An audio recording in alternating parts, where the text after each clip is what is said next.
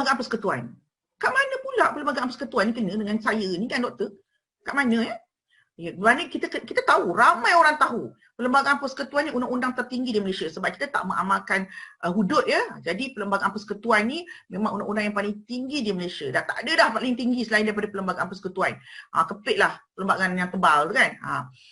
Jadi undang-undang Perlembagaan Persekutuan ni, Perlembagaan Persekutuan ni hanya akan popular apabila kita ada benda-benda yang kontroversi di Malaysia. Dan diambil pula oleh setengah-tengah parti politik untuk membudayakan satu fahaman. Ya, dan dia masuk ke universiti untuk membuatkan generasi baru sama ada boleh against atau terima Perlembagaan Persekutuan. Ya, okey, Perlembagaan Persekutuan ni bila kita terpakai kat UKM ni? Dekat mana? Dia terpakai apabila kami hantar ataupun ketua jabatan menghantar surat tunjuk sebab. Apa kena-mena pula tunjuk sebab dengan Perlembagaan Persekutuan ni? Kita bagi hak untuk didengar.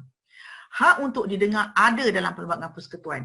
Kegagalan memberikan hak untuk didengar terhadap sesuatu pertuduhan tata tertib ataupun kesalahan di UKM ini akan menyebabkan tindakan tersebut dianggap mempunyai masalah teknikal atau tidak lengkap. Nanti kalau kita teruskan juga tindakan tanpa mendengar alasan daripada mereka yang didakwa itu, apa alasan dia, betul ke dia buat atau tidak, kita terus buat, ya, makanya kita bersalah dalam menentukan dia bersalah atau tidak. Dia mesti ikut step by step.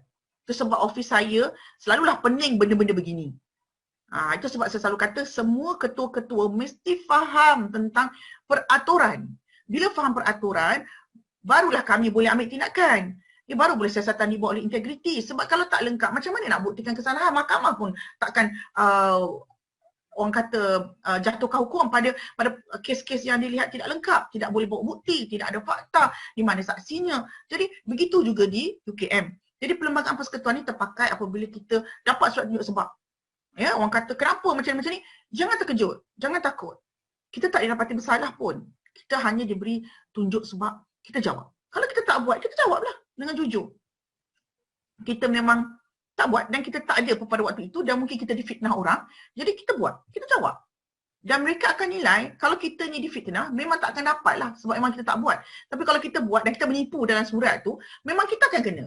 Cuma daripada pengamatan saya, memang kebanyakannya memang buat lah. Memang dia buat kesalahan tu dan sama ada dia tak nak jawab surat tu ataupun dia tak nak jawab surat sebab atau apa-apa surat yang kita bagi pada dia untuk dia menghadap dia punya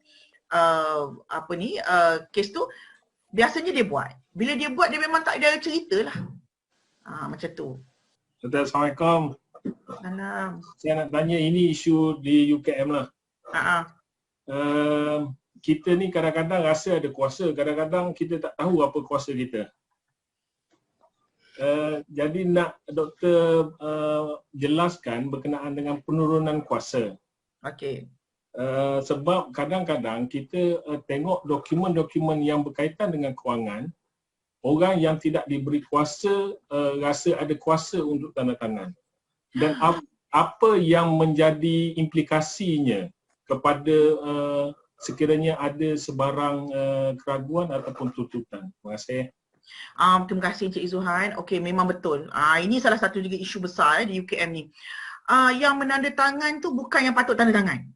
Tapi macam saya kata tadi, dia dah jadi adat.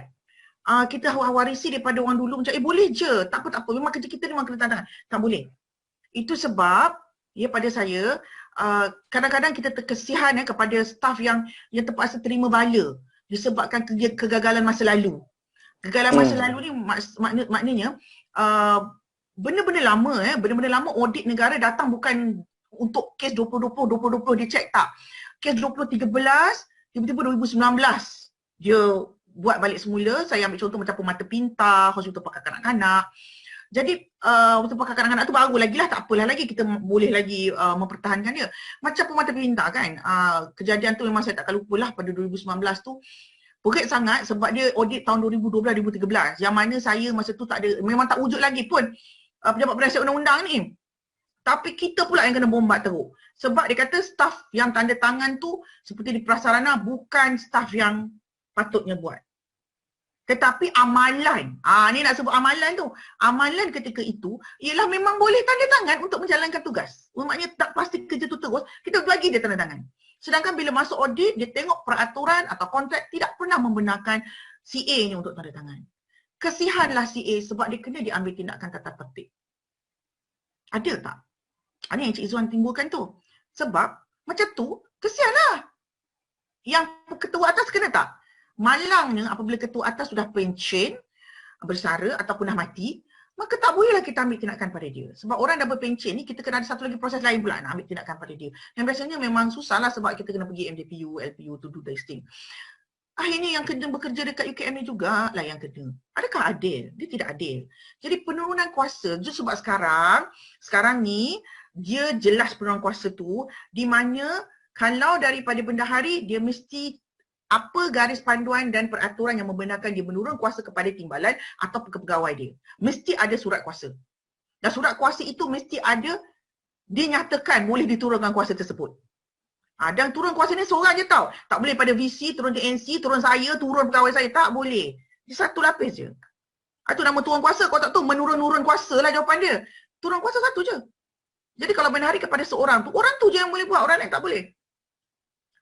Itu dan kuasa itu pun mesti bendahari ada kuasa untuk menurun kuasa. Bukan bendahari suka-suka turun kuasa, tak boleh.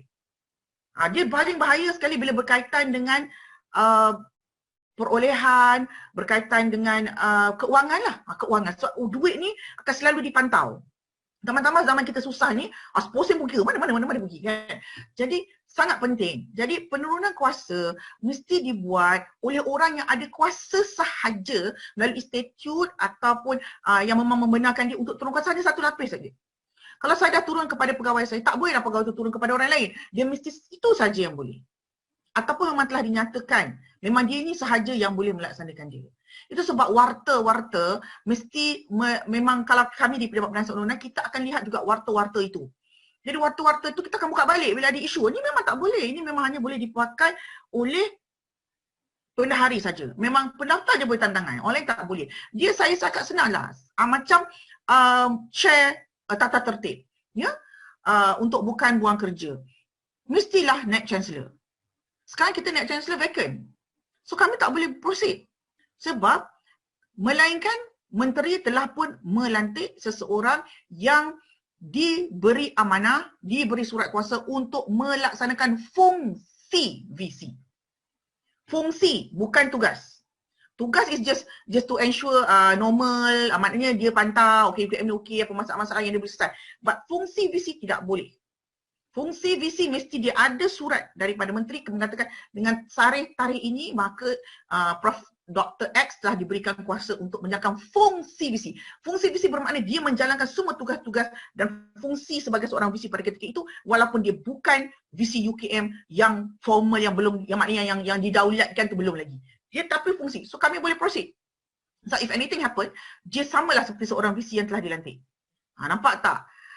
Jangan rasa dia very simple macam tu je. Dia tak simple macam tu. Jadi macam tu jugalah yang macam Cik Zuhan kata tu. Jadi akhirnya kalau kita tak turunkan kuasa secara jelas, mesti ada bertulis penurunan kuasa tu dan penurunan kuasa tu naklah dibuat dengan ada peraturan yang membenarkan penurunan kuasa itu dibuat. Bukan suka-suka bukan cakap mulut. Okey esok ambil je lah tantangan. Saya tak ada ambil. Tak boleh. Penurunan kuasa mesti lengkap. Itu sebab, saya ambil satu contoh, apabila tiada penurunan kuasa, telah berlaku satu tindakan tata tertib kepada satu staf berkenaan dengan cuti belajar. Dia telah diminta pulang. Ya, diminta pulang kerana dia dah habis tempoh cuti belajar dia. Dia mohon cuti belajar melalui, dia bertanya kepada dekan dia, boleh tak dia nak tangguh atas isu-isu peribadi. Kebetulan hari itu, satu hari je, dekan tak ada kerana ada kematian, something like that lah. Dan menjalankan tugas, menjalankan fungsi dekan. Dua salah tu. Jadi yang hanya ditugaskan timbalan dekan ni adalah menjalankan tugas dekan, bukan fungsi dekan. Jadi dia sendiri kata, okey dengan ini puan bla bla bla dibenarkan untuk terus tinggal selama sebulan di US. Dan pesyarat itu ambil benda tu sebagai otoriti dia. Sedangkan dia tidak dapat kelulusan daripada BSM, unit cuti belajar. Dan juga dekan tidak tahu hal itu. Dan bawah tu lagi best, bagi pihak BP tanda tangan. BP pun isu juga. Akhirnya, dia dikenakan tindakan tata tertib. Sebab dia tak tanya kepada BSM. Dan pada ketika itu bila kita siasat, memanglah bukan menjalankan fungsi dekan tetapi menjalankan tugas dekan. Tak sah. Jadi kesianlah. Terinaya lah orang kat bawah ni. Pada saya terinaya lah, tapi kita tak boleh buat apa sebab ignorance dia. Dia ignorance sebab sepatutnya dia kena pergi kepada unit cuti belajar untuk dapatkan kepastian. Nampak tak? So macam itulah bila macam Cik Izzuan kata tu, dia mesti ada yang clear, dia tak boleh cakap mulut, dia mesti turun kuasa itu dengan kuasa yang ada pada dia untuk menurun kuasa. Mana? Dekat mana kata dia boleh turun kuasa? Punca kuasa yang mana? Tu sebab kami di sini orang tak suka. Sebab kita akan tanya, punca kuasa siapa? Di mana? Dekat mana? Garis panduan mana? Akta mana? Perlembagaan mana cakap? Memang orang tak sukalah sebab we have to be very rigid. Sebab barulah peraturan tu terbentuk. Jadi kesianlah. Jadi isu dia yang akan terjadi adalah staff yang buat benda tu yang kena. Dia yang kena. Itu sebab saya selalu cakap, ada tak kalau ada staff yang mengadu tanya bagi tahu saya diarah je, ada tak arahan bertulis? Kalau arahan tak bertulis boleh ikut ke tidak? Jadi itu sebab kita ada unit integriti. Kalau rasa mengancam, rasa dipaksa oleh ketua untuk melaksanakan benda-benda yang bukan dalam tugas kita, yang tidak termaktub dalam TOR kita waktu kontrak dengan UKM, maka tak perlulah takut, kita kena buat aduan kepada integriti. Ini bukan masa kita berdiam diri. Ya. Saya tak percaya pada sifat berdiam diri. Kena cakap, saya diarahkan untuk buat macam sedangkan saya tak nampak punca kuasa ketua saya boleh bagi pada saya untuk buat. Sebab nanti at the end of the day, kita yang akan kena. Dia lepas. Dia lepas. Saya lihat benda ni depan mata. Happily ever after. Tapi orang lain yang tanggung, orang lain yang kena masuk. Daripada saya tak adil. Patut kena. Ya, ketua tu patut lagi teruk kena jerut. Sebab dia ketua. Kenapa dia buat macam tu? Sebab dia lepas diri. Itu sebab sekarang saya nampak, saya dah nampak kritikal kat UKM sekarang ni. Isu siapa nak jadi dekan, siapa jadi VC, siapa nak, semua kritikal. Sebab kita tak nak yang lepas tangan. Kita pun tak nak yang menuduh orang lain untuk buat kerja dia. So ini masa that everyone mesti berada di tempatnya dengan bakat dia dan kebolehan dia dan juga kompetensi dia. Bukan duduk dekat situ memeriahkan suasana, tak ada. So this is the thing. Ya? Jadi Encik Izzuan ensure orang yang buat itu mesti ada surat kuasa yang membenarkan dia menurun kuasa hanya satu lapisan saja. Kalau tak ada, kita tak boleh buat. Sebab itu bukan tugas kita. Ingat yang macam saya kata, kejadian-kejadian ini berlaku sejak 2-3 tahun yang kebelakangan ni membawa kepada staf yang dikenakan tindakan. Ya, sedangkan yang memberikan arahan itu telah pencen, telah mati ataupun tidak ada proof yang bertulis atau minit mesyuarat. Minit mesyuarat sangat penting untuk mengesahkan dia ambil benda itu. Atau turun kuasa. Okey, dekat chat ya, saya tengok ada soalan dekat chat ni bertanya apa beza menjalankan tugas dengan menjalankan fungsi. Okey, menjalankan tugas ni dia hanya nak pastikan benda-benda yang biasa. Maknanya benda yang hendak ditandatangani biasanya mesti ada fungsi. Okey, sekarang ni kalau dekan bercuti biasa kita nampak email yang sampai menjalankan tugas dekan. Tidak menyatakan menjalankan fungsi dekan. Tapi ada beberapa PTJ, dia cakap, dekan boleh bercuti kalau seminggu lebih tu, maka timbalan dekan ini akan menjalankan tugas dan fungsi dekan. Kalau tugas dan fungsi, dia adalah seolah dekan pada ketika itu. Dan dia mesti bertanggungjawab terhadap apa tanda tangan, apa jua yang dia buat pada dalam fungsi itu. Walaupun ada dekan pergi umrah ke, dekan pergi haji ke, sekarang tak boleh pergi, belum lagi. Okey, tak apa. Maknanya dia bercuti. Kalau dia kata tugas, dia tak boleh tanda tangan benda yang dekan kena tanda tangan. Tanda tangan penting ya. BP tu tak menjadikan kita sah ya. Dia jadi menjalankan tugas ni macam saya dululah. Saya tak menjalankan tugas, saya tak boleh masuk LPU. Saya tak boleh masuk NJPU sebab saya bukan bukan PUU pada ketika menjalankan tugas PUU sebelum PUU dilantik. So saya tak boleh masuk. Saya hanya akan dipanggil bila ada atau bila paper saya. Ada paper saya masuklah. Lepas tu saya keluar balik. Sebab saya tak boleh berada di situ sebab saya bukan PUU. Melainkan saya dilantik menjalankan fungsi PUU. Dan saya adalah PUU pada ketika itu walaupun bukan PUU sebenar. Tapi fungsi saya dah ada sebagai PUU. Dia boleh jalankan dan dia bertanggungjawab. Bukan jalankan tugas dia dapat duit tanggung kerja. Dia mesti bertanggungan terhadap apa jua yang dia lakukan pada ketika itu kerana dia adalah orang yang menjalankan fungsi jawatan tersebut. Tapi kalau menjalankan tugas, dia tak boleh. Dia kata saya tak boleh buat keputusan. Kalau dia pergi meeting, mewakili dekan, dia tak boleh kata okey fakulti saya memutuskan untuk bersetuju dengan usul ini. Tak boleh. Dia hanya akan kata saya tak boleh memberikan apa-apa keputusan melainkan saya akan refer balik pada dekan. Keputusan tak boleh dibuat. Apa perkara pun yang macam tanda tangan, surat, apa-apa semua tak boleh. Dia kena tunggu dekan balik. Kalau dia dilantik menjalankan tugas, itu je. Dia punya hak ni macam saya datang, duduk ensure. Semua orang datang kerja ya. Okey, semua orang okey ya. Okey, ada apa-apa tak yang tak cukup? Nak pastikan office tu move.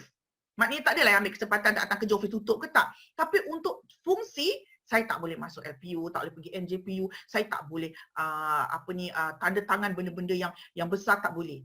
Itu sebab diorang alihkan saya sementara tu kepada fungsi.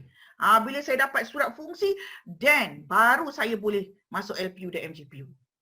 Itu pun dah ada 3 bulan macam tu. Tu saya ambil contoh saya sendirilah. Jadi, jalankan tugas ni macam ringan je lah. Macam ensure macam kita sapu sampah je lah, ensure tanah tu bersih, that's all. But you cannot cat rumah tu, you tak boleh buat keputusan pada satu keputusan melibatkan fakulti atau institut, tak boleh. Walaupun macam timbalan dekan biasa diorang, macam saya kata tadi lah, janganlah pula dia pula yang act more than the dekan, sebab kalau dia menjalankan tugas dia pastikanlah, dan biasa pun saya nampak kalau menjalankan tugas ni boleh cuti dekan tu sehari 2 lah. Tapi kalau pergi lama, 2 minggu macam tu, memang saya nampak ada PTJ menjalankan tugas dan fungsi dekan.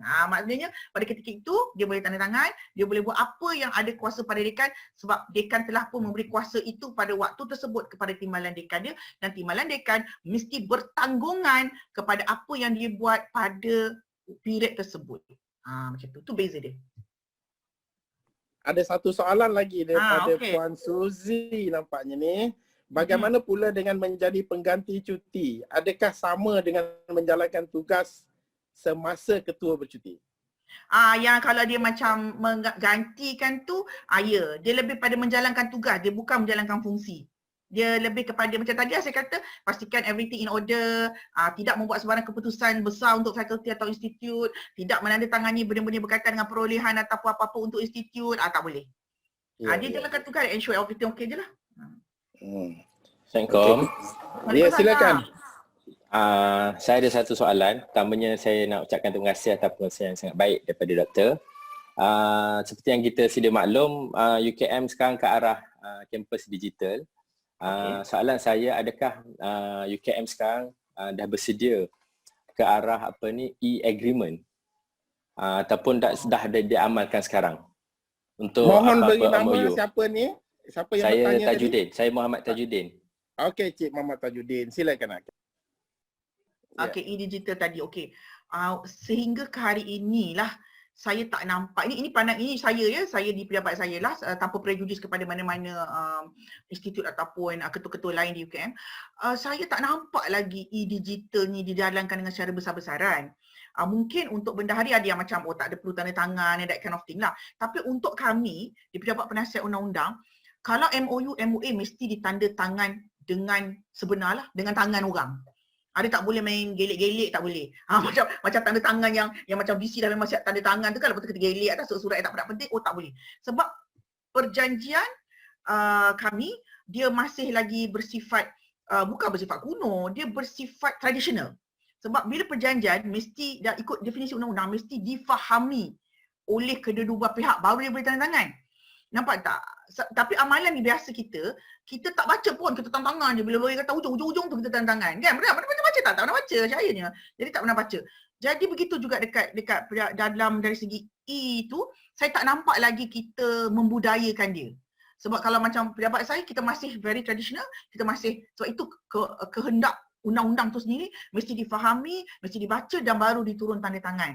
Biasa macam VC dia memang definitely lah akan mendapat pandangan daripada pihak kami lah, that's why kita ada kat sini. Jadi dia akan kata, bolehlah saya tanda tangan ya. Boleh. Maknanya apa-apa tu akan jadi burden pada saya lah sebab saya kata boleh. Jadi dia tanda tangan. Tapi dari segi orang lain pun saya tak nampak lagi. Saya masih nampak semua guna masih lagi traditional way lah. Mungkin Cik Tajuddin boleh nanti kita ada visi baru, boleh kemukakan pada dia idea ni, yang mana saya rasa mungkin untuk sesetengah tugasan dah boleh guna dah benda tu. Melainkan benda yang berkaitan dengan MOU, MOA, pada saya kita masih kena turun tanda tangan secara normal lah, secara bertulis biasa.